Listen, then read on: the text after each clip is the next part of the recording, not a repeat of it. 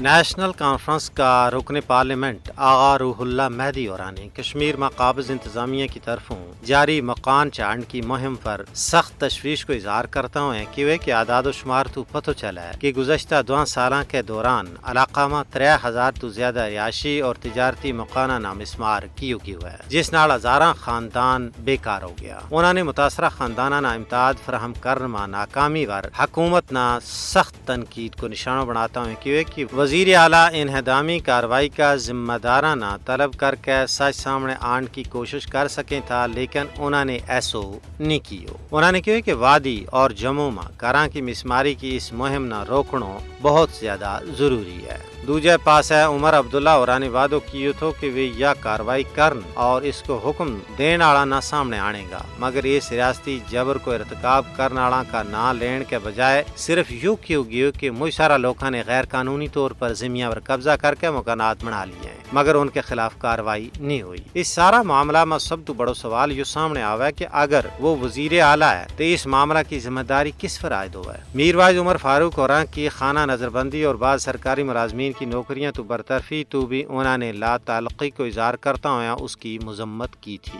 ان کا برائے نام وزیر اعلیٰ ان کو ثبوت 13 جولائی نہیں ملے تھو جب وہ پولیس تو نس کے نقش بند صاحب سری نگر میں شہدائے 1931 کی فاتح خوانی واسطے ات جا رہا تھا۔ مقبوضہ ریاست جموں کشمیر میں یہ ظلم و جبر اور غیر سامانی بھارتی وزیر اعظم ہاؤس اور وزارت داخلہ کی طرفوں نام نہاد لیفٹیننٹ گورنر کے ذریعے کروائی جا رہی ہے، جبکہ عمر عبداللہ اور ان کا والد ایک پاس اختیارات کا نہ آن کو رونو رو رہے ہیں، ریاستی جبر پر مبنی واقعات تو لا علمی اور برہمی کو اظہار بھی کر رہے ہیں، مگر نال اقتدار کے نال چمڑیا ہوا بھی ہیں۔